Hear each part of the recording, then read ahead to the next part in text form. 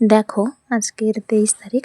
অন্যান্য দিনের মতো সকালেই উঠেছি আর আজকেরও বেডশিট গায়ে দিয়ে ঘুমিয়েছিলাম। এত ঠান্ডা লাগছিল বাতাস। যাই হোক, পরে বাবাকেও ডেকে দিলাম। পাখিগুলো ঘোরাফেরা করছে, মা এখানে আনাজ কাটছিল, ঠাকুরের গানও হচ্ছে শুনছি। হঠাৎ দেখি এখানে ইঁটগুলোর মাঝে একটা প্রজাপতি বসে আছে। অসুস্থ বোধহয়, সেজন্য আমি ইঁটের একটা ভাঙা টুকরোতে করে এখানে উপরে তুলে দিয়েছি। ওখানেও থাকুক, ভালো হলে নয়তো তারপর অন্য কোথাও যাবে। তারপর এই যে জলটা খেয়ে নিলাম আর দেখি এখানে শ্বেত ফুলকা শাক আছে, একদম অল্প।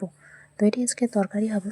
নাম তো হচ্ছে মা এই যে দুধ দিয়ে পিঠা সিদ্ধ করেছে, মানে দুধ পুলি আর কি। অন্য কোথাও অন্য কোনো নাম হলেও হতে পারে। এখানে দেখলাম কাঠচাঁদও ফুটেছে।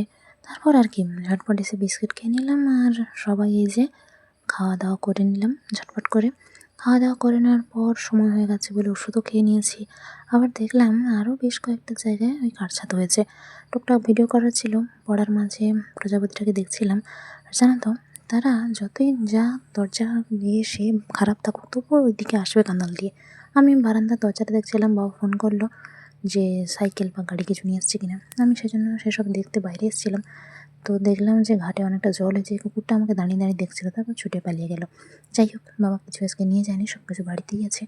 ভালো লাগছিল বলে প্রকৃতির সাথে একটু সময় কাটাচ্ছিলাম। হালকা ঠান্ডা একটা বাতাস হচ্ছে, ভালো লাগছে। এখানে বেশ অনেকগুলো জায়গায় ফুল গাছের ডালা মা লাগিয়ে দিয়েছে, কারণ ওই যে ডাব পাড়তে এসেছিলো কাকু, অনেকগুলো ডাল কেটে দিয়েছিল। বাবা চলে এসছে, ব্যাগ আমার হাতে ধরিয়ে দিয়ে ঘরে পৌঁছে গেছে। আমি এখন ছবি তুলছি। গোল নিয়ে এসছে আর প্যাকেট যে দুধগুলো সেগুলো নিয়ে এসছে। যাই হোক, বাবা উপরটা একটু দেখলো আর আজকে দুটো ছাতু হয়েছে, সেগুলো রেডি করা নেই। তো আমি ভালো করে ধুয়ে মুছে পরিষ্কার করে দিলাম। মা রান্না প্রায় শেষের দিকে, মা এখন ভাজা করবে। আমি রান্নাঘরে বসে বসে ওই সবই দেখছি আর কি। যাই হোক, ছোটো ছাতু তো তবু মোটামুটি হয়েছে খানিকটা। আর এই যে দেখো, সে শ্বেত ফুলকা শাকের তরকারি। তারপর রান্নাঘর থেকে এসে জানালার পাশে দাঁড়িয়ে দাঁড়িয়ে একটু গান গুনগুন করে গাইছিলাম, ভিডিও করেছি। মা এখানে বসে আমার সাথে কিছুক্ষণ গল্প করছিল আর আমি মার হাতে নিয়ে ছবি তুলছি। যাই হোক, ছবি তোলা শেষে আজকে ভাবলাম এই তেলটা মাথার চুলে দিয়ে দেখবো কেমন কাজ করে। ঠাকুরের কাছ থেকে একটু দেখে নিয়ে এলাম। এটার আলাদা করে একটা ভিডিও নয়তো পরে দেবো, কেমন? যাই হোক, এখানে মা তেল পুঁততে গিয়ে চারদিকে তেল ঢেলে ফেলেছে আর ঠাকুরের কাছে খাবার দিয়ে গেছে। আমিও স্নান করে এসে ফুল ধূপ দিয়ে দিলাম, বাবাও দিয়ে দিয়েছে। তারপর আর কি আমার মাথায় লেগে গেছে দরজার চৌকাঠে, সেটাই ছবি তুলছি। এখানে খাওয়া দাওয়াও সেরে নিলাম সবাই ঝটপট করে। আজকে ছাতু ভাজাটা মার আর আমার জন্য অল্প হয়ে গেছে।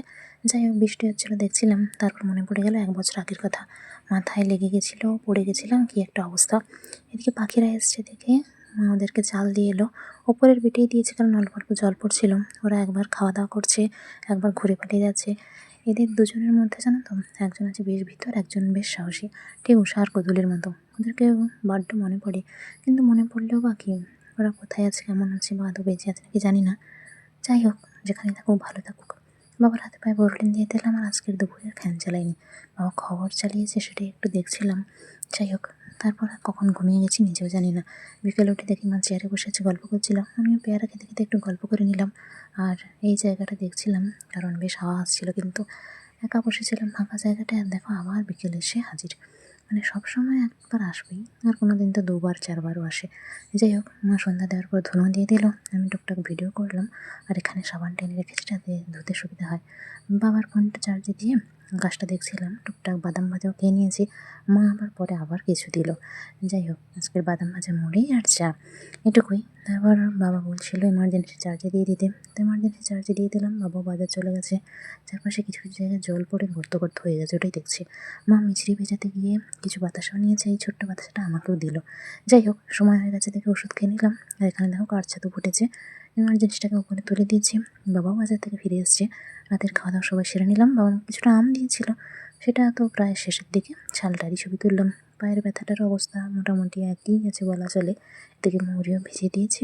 তারপর মা এখানে বসে আছে আর আমি কী করছি, পেছন দিক থেকে ছবি তুলছি। যাই হোক, বালবেটও ছবি তুলছি বিনা কারণে, চলো তাই। বাবার ফোনটা চার্জে দেওয়া আর স্ট্যান্ড ফ্যানটা একটু সময় চালিয়েছিলাম, পরে বন্ধ করে দিয়েছি।